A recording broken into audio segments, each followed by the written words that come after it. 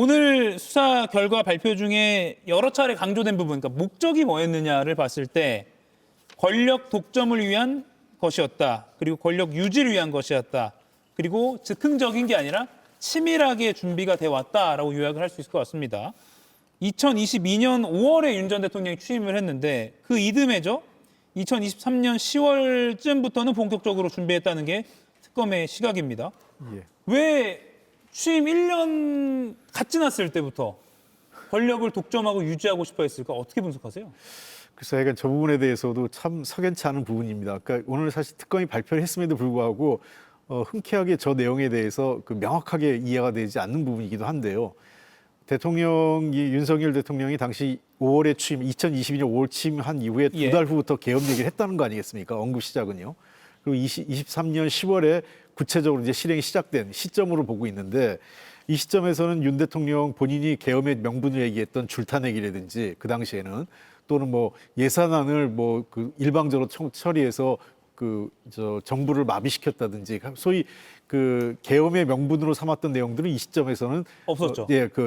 일부는 있었지만 거의 대부분은 사실관계가 부합하지 않아요. 그런 측면에서 나중에 그 특검이 강조하고 싶었던 건 그런 것 같아요. 그러니까 윤석열 전 대통령이 계엄의 명분으로 삼았던 것은 사후적으로 명분을 삼았을 뿐이고 실제로 비상계엄의 가장 중요한 목적은 반대 세력을 제거하고 권력을 유지하는 건데 딱 한 가지 공통점이 있다면 2023년 10월과 2024년 12월 당시의 공통점은 여소야대 국면이었다는 겁니다. 그러니까 23년 10월까지만 해도 그 21대 국회에서도 민주당의 의석이 상당히 많았죠. 여소야대 의석이었고 그다음에 선거를 치렀는데 자신의 예상과는 다르게 또 완전히 국민의힘이 패배하면서 24년 12월 시점에서는 더 나쁜 환경에 처하면서 제가 보기엔 그런 것들이 실질적으로 이 실행하게 되는 직접적인 동기 아마 이 특검에서의 판단은 동일하다면 23년 10월과 24년 12월의 동일한 사항은 여소야대 국면에서 입법 권력을 좌지우지할 수 없는 측면에서 이것을 바꾸려고 하는 시도가 비상계엄 아니었냐 이렇게 보입니다. 예, 동의하십니까? 취임 이듬해부터 이런 언급이 나왔다.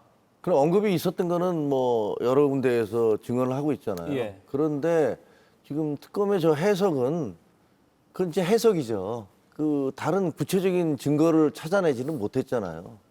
그렇기 때문에 그냥 해석일 뿐이다라는 생각이 들고 그런데 뭔가 좀 예를 들면 반국가 세력을 일거에 척결하고라고 시작되는 그 특검의 그러니까 계엄의 목적은 말이 안 되는 거잖아요.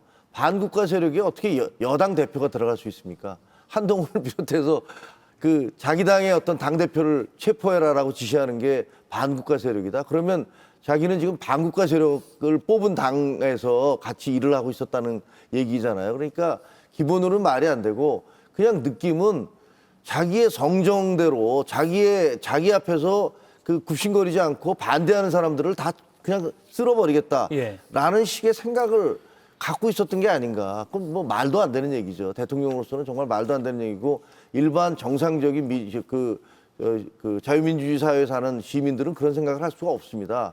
근데 대통령은 그런 생각을 했던 게 아닌가라는 의구심이 들어요. 예, 의구심이 든다. 물론 계엄 언급은 뭐 취임 2달 뒤부터 그리고 본격적인 인사 이동 같은 것도 다 계엄에 짜맞춘 거 아닌가라는 건 이듬해 10월부터.